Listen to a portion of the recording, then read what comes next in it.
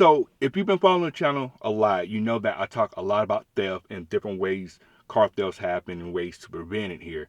And to be honest, theft can happen with anybody. It doesn't matter kind of what your car you drive or anything like that. If a thief sees an opportunity to get an easy steal from you or come up off of something like that, they're going to take that chance, right? And basically, like I said, on this channel, I talk a lot about theft, so mainly Mopars, because that still happens a lot. I still see posts all the time about Mopars being stolen and all that. Charger challenge, we already know the deal with those particular cars. Starting to see more Camaros starting to get stolen now as well.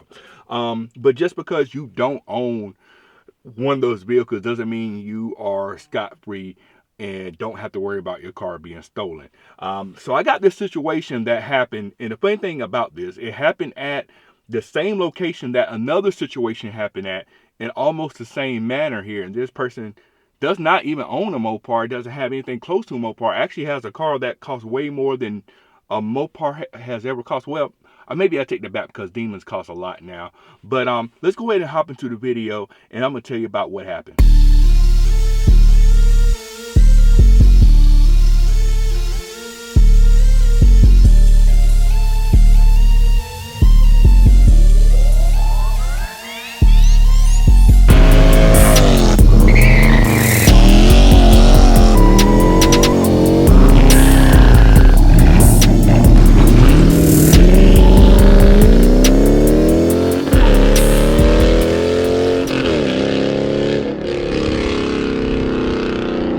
Today's video is brought to you by Carlock, the world's best GPS tracking and alert system. With Carlock, you'll be able to get various alerts to monitor your car, such as vehicle movement, vehicle vibrations, engine starting. The unfortunate event that your Carlock gets disconnected, you will get an alert for that too. You can purchase your own Carlock by clicking on the link down below. That will give you a 10% discount on your Carlock purchase, as well as use my code to get a 14-day free trial with Carlock as well. Get you a Carlock, you deserve that peace of mind. Let's get into the video. Come back to another video. Thank y'all so much for tuning in on this video. If you are new here, we do a lot of car related stuff on this channel. We talk cars, we check out cars. We do a lot of stuff and we mod cars. We do a lot of stuff on here on this channel. You're in the right place for car stuff. So if you have not already, please make sure you subscribe to the channel. And for all of you that already have done so, I definitely want to give you a shout out for doing so, but we will not hold you too long. Let's hop into today's video. You see the title and you see the thumbnail. So before I start off, you see the shirt here. I know this is not the Charger. This is the Challenger, the original Challenger that was on the channel. I had the shirt or whatnot. So I always got, shout out the old car. We're not going to forget the RT. I'm not going to be one of those owners that upgrades the car and forget about my other cars. I got love for RTs. They're definitely real good cars and whatnot. But let's hop into today's video, right? So like I said, on this channel, we talk a lot about car theft, car prevention, and all that type of stuff because of the fact that this is something that it does happen with a lot of Mopar, Charger, Challengers, TRXs, Trackshaker, all of those type of cars. It happens a lot with those cars. I see it happen on a regular basis. People be posting about it on a regular basis, and I talk about that a lot because I want people that are jumping into these cars for the first time to be aware of what potentially they are getting into. We're starting to see Camaros, like I said, starting to get stolen a lot more lately as well. And what I'm basically getting at is it doesn't matter if you don't own a Mopar, don't own a sports car. There is a chance that your car could be a victim of theft if given the right circumstances and what have you. So speaking of the right circumstances or the wrong circumstances here, so I'm gonna show this video of this situation that happened at this hotel in Atlanta. If you've been following the channel, I did a video a few months back on a situation where a guy took his Dodge Charger Scat pack there with his wife. They was there to celebrate the anniversary.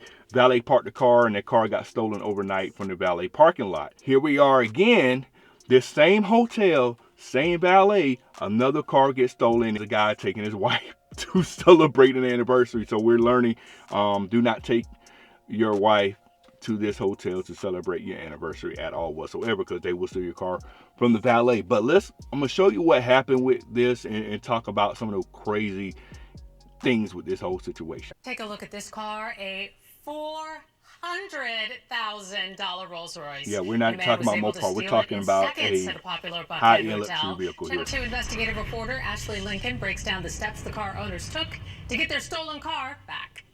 They at least got it back this time, but it was crazy. Frustrated because they weren't getting any answers from the hotel, so they had to file legal paperwork in order to get a subpoena just to get this surveillance video to find out what happened. It was a dream car Scott Ware says he's worked years to get. As the owner of a concrete company, he says he only had this Rolls Royce truck for 2 months before it was stolen from a Buckhead hotel. Same hotel as before. Ware says he and his wife were staying at the Thompson Hotel to celebrate their anniversary. When it was time to check out, they waited more than an hour, only for Valet to tell them they couldn't find their truck. It's negligence on both the hotel and on Laz. The Wares had to file a lawsuit for a subpoena just to get this surveillance video from the hotel. They didn't really want to give us the videos. The valet driver, wearing all black, is seen walking up to the passenger side of this Cadillac. He walks around to the driver, the man in the white shirt, and hands him keys to Ware's Rolls Royce. The man gets in the Rolls Royce, starts it, and drives off. You see somebody actually handing them the keys to your car, and they look back and they get in the car and drive off. And it's like the nerve of somebody. The Wares confronted the valet driver the next day. So what's our procedure? Ware says they were able to track the car to Best Road in College Park before the thieves disabled the GPS. Months later, after searching on social media, Ware saw this video from a man posting his car in Houston, Texas. Ware knew the car was his because of its unique interior. It's a Charles Blue, which is a new interior. Okay, so that's how you knew it was your car. Exactly. They contacted Houston police. The man was arrested and Ware's vehicle was located. But he says they changed both the plates and the rims on the truck. I reached out to the Thompson Hotel to see if they still contract Last Parking for valet services. We're waiting a response. Last Parking has not responded to our questions. Last Parking is a wild name. What's the end solution for it? But they need to do something to protect the citizens. And we do know at least one person has been arrested down in Houston related to this case. So far, no arrests have been made here in Atlanta. So that's the situation here. So couple goes to the hotel, celebrate their anniversary for the weekend or whatnot. They drive their $400,000 Rolls Royce SUV, park it at the valet. Valet takes the keys from them and immediately hands the keys, well, not immediately, but hands the keys to someone else that pulls up, and they just drive off in the car. You notice in this same clip or whatever that they were able to track the car while it was still in the area. So they did do that, but unfortunately the thieves disabled the GPS at that point. But they did locate it on social media with somebody down in Houston who put new wheels on the car and all that. But they got it back and there were arrests made. Unfortunately, no arrest was made in Atlanta. And this, of course, the hotel really didn't help out. And some of you may know or may not know, but typically hotels, the valet service are not employees of the hotel. They're usually a company that handles all that work for them. They have their own set of managers, own employees, things like that. They just solely handle that aspect of the business, but don't have any relation with the hotel whatsoever. And the fact that this company is called Last Parking is kind of, ironic because they done had 2 cars stolen from them, one from the parking lot and one they just gave the key to someone else. You can see the couple had to go through a lot just to get a video to see what happened because the hotel didn't want to help them out with that. And this whole situation really goes to show you that, you don't have to drive like some kind of Mopar or Kia or, a Camaro, stuff like that to have your car stolen. If there's an opportunity for your car to be stolen, thieves are going to jump on it, right? And it's not often that a thief has access to a $400,000 car where they just get the keys and just drive off without any resistance whatsoever. Because typically, Rolls Royces aren't just parked in people's driveways. They're in more than likely gated communities, garages, probably multi-million-dollar houses, things like that, where they usually park there. They're just not anywhere. And plus, on top of that, you hardly see those driving around. People aren't going to take a chance to try to steal a Rolls Royce that they see parked maybe somewhere, in an odd place or whatnot. They're not going to do that. I mean, it is a $400,000 car.